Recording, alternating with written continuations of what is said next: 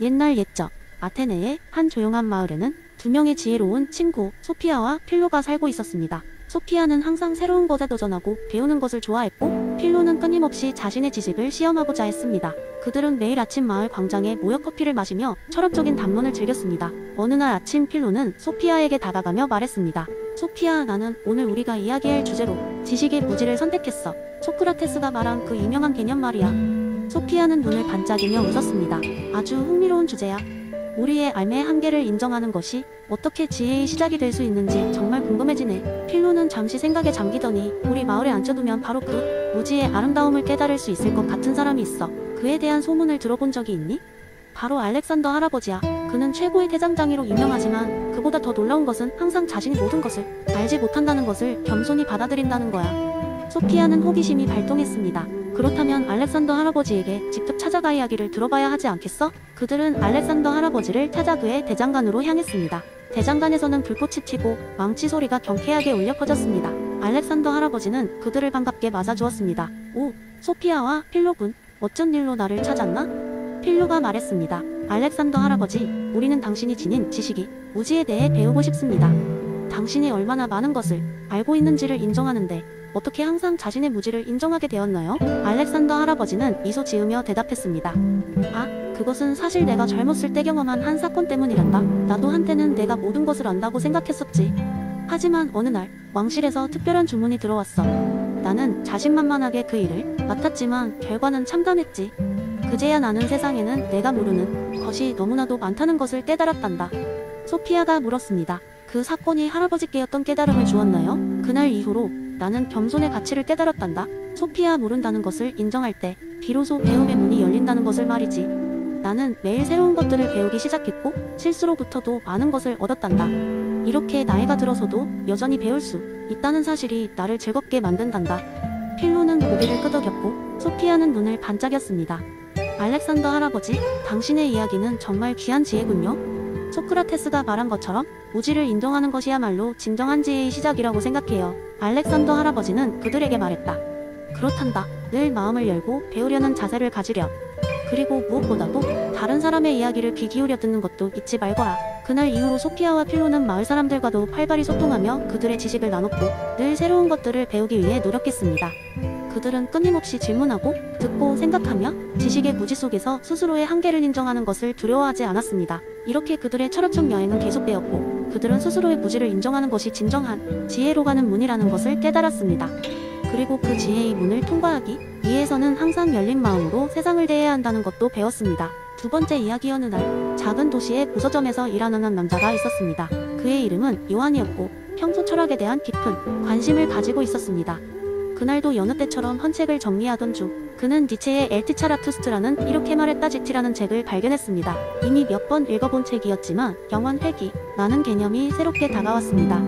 그날 밤 요한은 평소처럼 잠자리에 들었지만 이상하게도 꿈속에서 낯설면서도 기묘한 장소에서 있는 자신을 발견했습니다.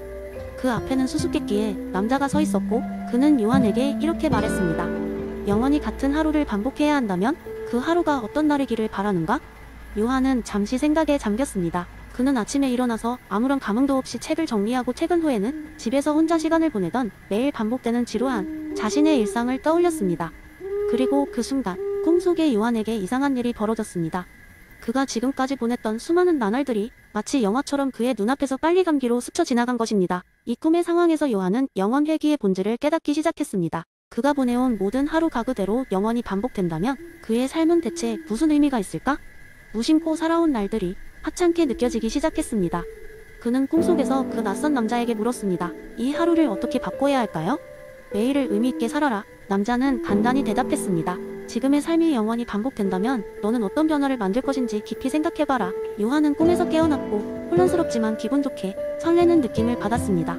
그는 그날의 경험이 단순한 꿈이 아니라 니체의 영원 회귀 개념에 대한 어떤 메시지라고 느꼈습니다. 그날부터 요한은 작은 변화부터 시작했습니다. 매일 아침 일어나면 그가 할 수 있는 가장 작은 친절 하나를 실천했습니다. 서점에서 만나는 손님에게 미소를 지었고 책을 고를 때 그들이 관심 있어 할 만한 다른 책을 추천했습니다. 그리고 퇴근 후에는 이웃과의 대화를 시도하거나 지역 사회봉사에 참여하기로 마음먹었습니다. 시간이 지남에 따라 요한의 삶은 놀랍게도 풍요로워졌습니다. 그리고 그가 보내는 하루하루는 그가 영원히 반복해도 결코 후회하지 않을 날들이 되어갔습니다.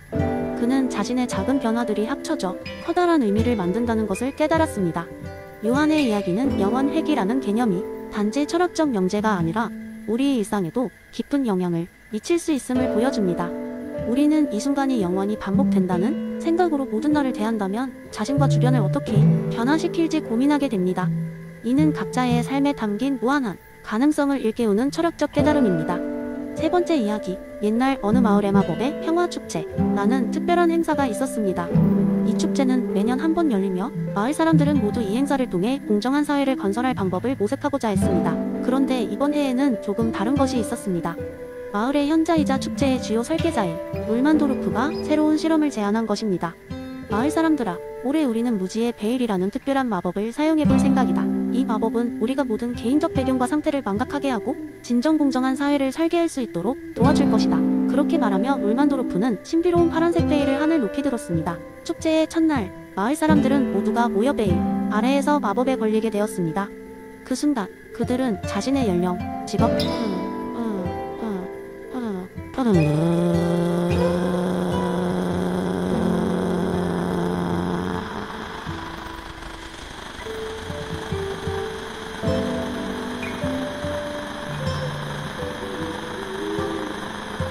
가족 상황, 심지어 이름마저 잊어버린 것처럼 느꼈습니다. 베일 속에 서 있는 동안 모든 사람은 완전히 동등한 입장에서 사회를 바라보게 되었죠.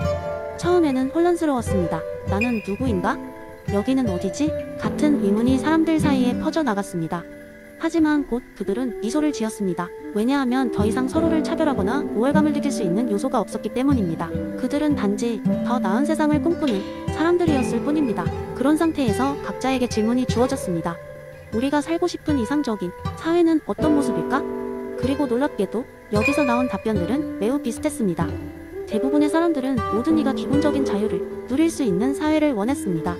교육과 건강관리가 평등하게 제공되며 개인의 노력과 능력에 따라 보상이 주어지는 사회를 꿈꾸었지요. 뿐만 아니라 어떤 이들은 도움이 필요한 사람들에게 적절한 지원이 제공되어야 한다고 했습니다. 흥미로운 점은 이 부지의 베일 아래에서 사람들은 자신들이 어떤 역할을 하게 될지 모르는 상태였기 때문에 모두가 최악의 상황에도 대비할 수 있도록 사회적 안전망을 중요시했다는 것이었습니다. 그들은 누구나 행복할 수 있는 사회를 원했습니다. 누군가가 부유한 의사나 변호사일지를 혹은 일용직 노동자나 작은 상점의 주인이 될지를 모르는 상태에서 그들이 선택한 원칙은 누구에게나 공정한 모두를 위한 사회였습니다. 축제가 끝나고 불만도르프가 마법의 베일을 걷어내자 사람들은 다시 자신의 삶으로 돌아왔습니다. 그러나 변화가 있었습니다. 그들은 무지의 베일 아래서 보았던 공정하고 정의로운 사회의 비전을 잊지 않았습니다. 사람들은 이제 개인적인 이익보다는 공동체의 행복을 더 중요한 가치로 생각하게 되었죠. 그 후로 마을은 확연히 달라졌습니다. 마을의 정책은 점점 더 많은 사람들에게 혜택을 주었고 공동체 의식은 그 어느 때보다 강해졌습니다. 이 마법의 축제는 단순한 행사가 아니라 그들의 사회를 전환시킨 위대한 혁신의 순간이었던 것입니다. 사람들은 이제 해마다 그 축제를 기억하며 이렇게 말하곤 했습니다. 우리 모두는 같은 베일 아래에서 시작할 수 있다. 이렇게 무지의 베일은 마법이 아닌 그들의 마음속에서 계속 살아 숨쉬고 있었습니다. 네 번째 이야기, 한 번은 작은 마을에서 일어난 이야기입니다. 이 마을은 높은 산과 울창한 숲으로 둘러싸여 있었고 주민들은 모두 자연과 조화를 이루며 살았습니다. 마을 사람들은 서로를 가족처럼 아끼고 작은 문제라도 있으면 함께 모여 해결책을 찾곤 했습니다. 이 마을에는 특별한 전통이 있었는데 매년 한 번씩 마을 사람 모두가 모여 공동체의 날을 기념하는 것이었습니다. 공동체의 날에는 각 가정에서 특별한 음식을 준비해 마을 광장에 모이고 서로의 음식을 나누며 하루를 보냈습니다. 이렇게 사람들은 서로의 이야기를 듣고 함께 웃으며 서로의 삶 속에 스며들었습니다. 올해 공동체의 날에도 사람들은 다양하고 맛있는 음식을 준비했으며 모두가 행복한 시간을 보냈습니다. 그런데 그날 마을에 새로 이주해온 도시 출신의 젊은 남자 제임스가 있었습니다. 제임스는 도시에서의 생활에 지쳐 조용하고 아름다운 이 마을로 오게 되었지만 아직 마을 사람들과 어울리는데 어려움을 겪고 있었습니다. 그는 마을 사람들의 따뜻한 환영에도 불구하고 어느 정도 거리감을 느끼고 있었습니다. 공동체의 날에도 제임스는 자신의 집에 머물러 사람들과 어울리지 않으려 했습니다. 저녁이 되어 공동체의 날 행사가 막바지에 이르렀을 때 마을 최고 어르신인 할머니가 제임스를 찾아왔습니다. 할머니는 제임스에게 다가가 푸짐한 음식을 건네며 말했습니다. 젊은이, 우리는 여기서 함께 나누고 존재하는 것을 중요하게 생각하네. 그대가 혼자 있다고 느끼지 않았으면 좋겠네. 제임스는 감사함을 느꼈지만 여전히 주저하며 말했습니다. 하지만 저는 여러분과 다르고 제가 과연 이 마을 공동체의 진정한 일부가 될 수 있을지 모르겠어요. 할머니는 고개를 가로저으며 부드럽게 웃었습니다. 젊은이, 우리 모두는 다양하네.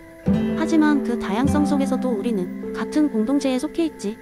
여기는 그대의 선택이 아니라 그대가 속할 수 있도록 우리가 모두 찾는 곳일세. 그 순간 제임스는 마이클 샌델의 공동체주의에 대해 잠시 생각해 보았습니다. 그가 읽었던 책 속의 이론이 눈앞에서 살아 움직이는 것을 느꼈습니다. 자신의 정체성과 선택지 또한 이 공동체와 분리될 수 없는 것이었음을 깨달았습니다. 그는 할머니와 함께 광장으로 나갔고 그곳에서 마을 사람들과 이야기를 나누며 처음으로 이 마을의 진정한 일원이 되는 느낌을 받았습니다. 시간이 지나면서 제임스는 마을 사람들과 깊은 유대감을 형성하게 되었고 마을의 전통과 가치 속에서 자신을 새롭게 발견했습니다. 그는 알게 되었습니다. 개인의 삶은 결코 혼자 이루어지는 것이 아니라 늘 공동체의 맥락 속에서 의미를 찾을 수 있다는 것을. 그런 깨달음은 마이클 샌델의 철학이 실제로 어떻게 구현될 수 있는지를 보여주는 작은 사례였습니다. 이 마을 이야기처럼 우리는 모두 어떤 공동체에 속해 있다는 것을 기억하며 살아가야 한다는 것이 매일 삶의 진정 한정이가 아닐까요?